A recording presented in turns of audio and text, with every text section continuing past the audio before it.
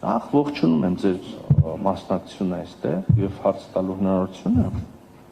բայց անկեղծ ասեմ, ես կմտածեի, թե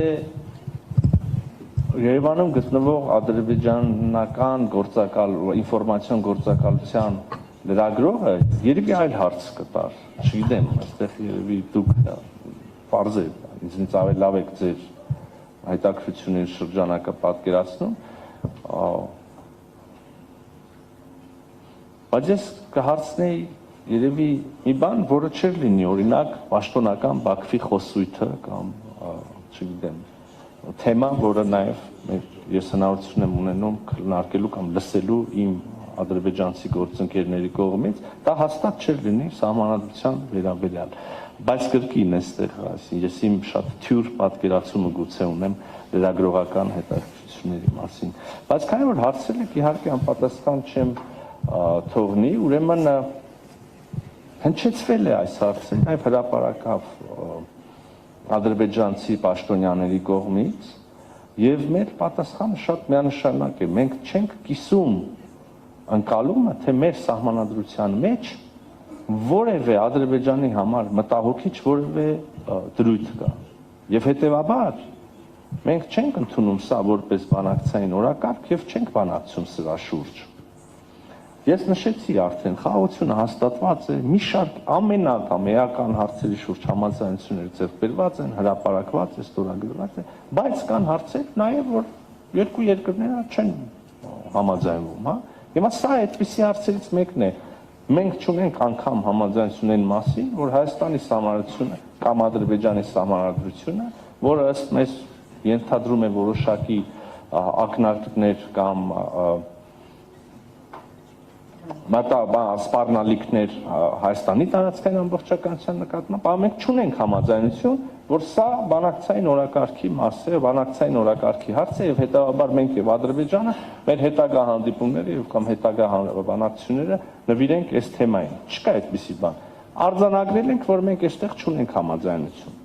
Շատ լավ, ինչ անել ունեմ սրա հետ։ Ադրբեջանը ասում է, որ լավ, չեք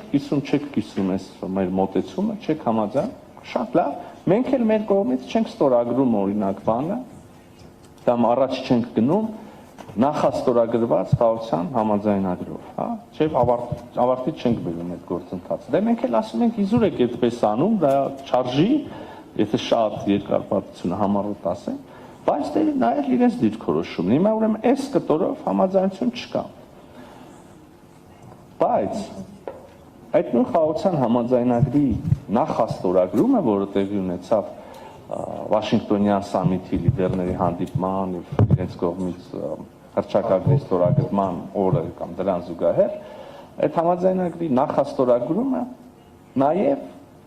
լրացնելով ղեկավարների կողմից ստորագրված հռչակագիրը ազդարարեցին կամ արձանագրեցին խաղաղության հաստատումը։ Այսինքն այն ինչ նպատակ ունի այդ մեծ հաշվով նպատակ ունի այդ համաձայնագիրը,